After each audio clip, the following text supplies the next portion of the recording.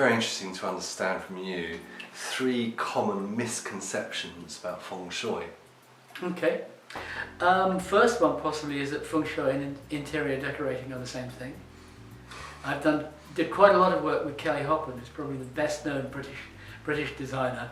And the first thing I said to her was that I'm not going to talk to you about interior design for 2 reasons. One, I wouldn't dare, and the other is it's got very little to do with it. And there are misconceptions that you can learn it in 20 minutes. There are people who do a weekend and think they're Feng Shui practitioners. There are also misconceptions that it is Chinese, in the sense that it is universal and the rules apply. You don't have to make your house look like a Chinese restaurant in order to be making use of all the various energies and neutralizing the negative ones. What else is Feng Shui not? It's not moving furniture. It may involve moving furniture. It is not necessarily about balance. Sometimes it's about imbalance.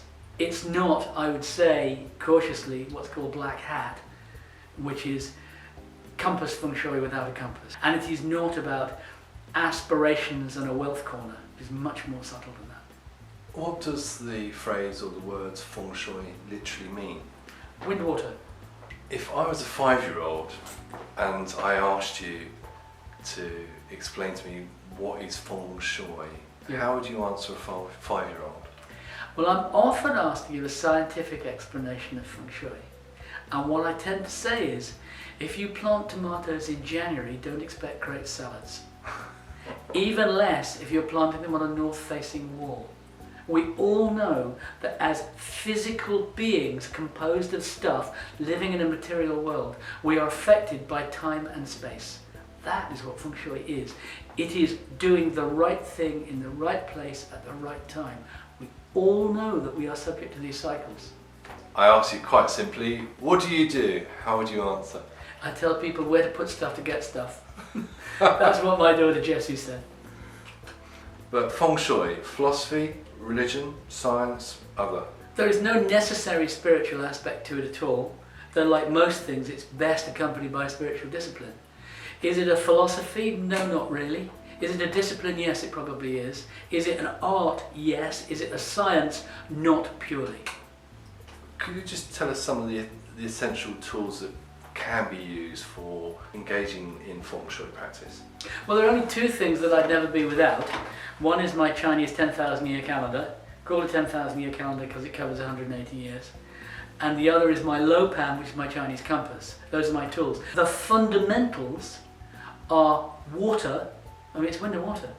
You know, the original definition of Feng Shui, if you like, the first mention in the Book of Odes, about 400 BC, is the energy comes down from the mountain on the wind and is held on the water.